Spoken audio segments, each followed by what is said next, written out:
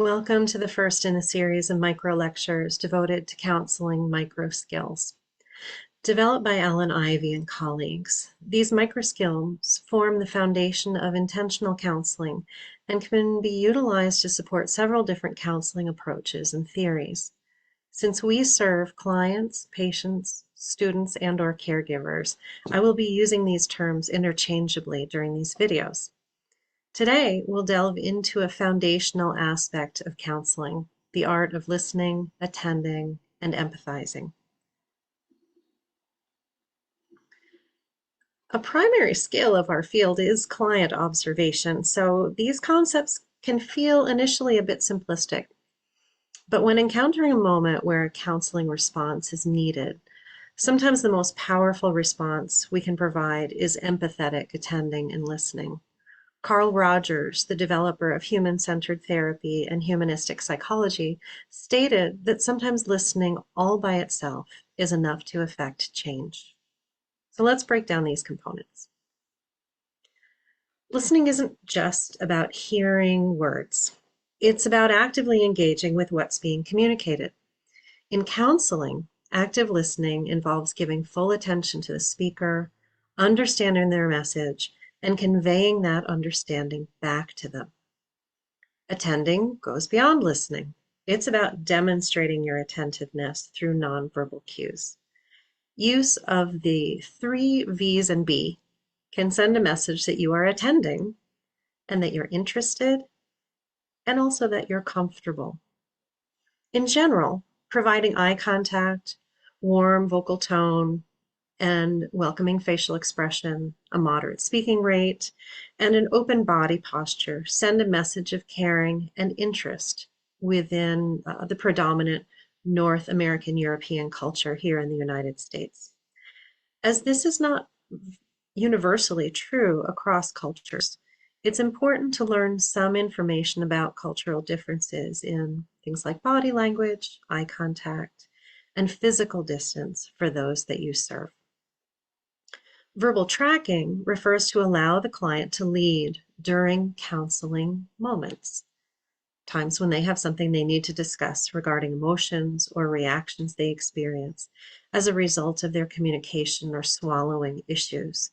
I want to encourage you to de-emphasize the idea of counseling as something that is set apart from the rest of therapy, because counseling tends to be something that's embedded within our treatment as opposed to something that we spend separate time on. Sometimes silence can be the most helpful thing we can provide, allowing our nonverbal attending behaviors to carry our message of presence and empathy, holding space for the people we serve. Be aware that because we're in a position of relative power, clients will often talk about what they perceive we're willing to talk about. Our nonverbal behavior, for instance, looking away during topics that are uncomfortable to us, and our language can convey our comfort or discomfort with topics. And this is where empathy comes in. Empathy is the ability to understand and share the feelings of another person. In counseling, empathy is crucial for building rapport and trust with clients, sometimes referred to as the therapeutic alliance. It involves not only understanding their emotions, but also being able to consider and understand their unique perspective and conveying understanding in a supportive and non-judgmental manner. Empathy can be verbally expressed through accurately relating back what the student has said in what's termed an interchangeable manner.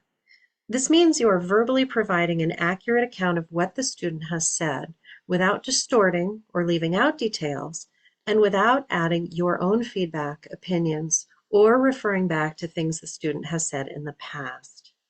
For instance, if a student says, "I feel like no one wants to be around me because I stutter," you could say, "You feel like no one wants to be near you when you stutter." Or if a caregiver says, "I wish he would just be okay with me hugging him," you could say, "You wish he would be okay with physical affection from you." It's important to note that by expressing empathy in this way, we're not parroting back what was said, we're signaling that we understand. We do not have to agree with a client's perspective to accurately and compassionately express our understanding. To conclude, the microskill of listening, attending, and empathy provides a valuable framework for enhancing our counseling skills as SLPs. By actively listening, attending to nonverbal cues that we provide, and cultivating empathy, we can create a supportive and understanding environment for our clients to thrive. Please take time to use this skill this week in your clinical or academic work and reflect on your experience and the results of your practice.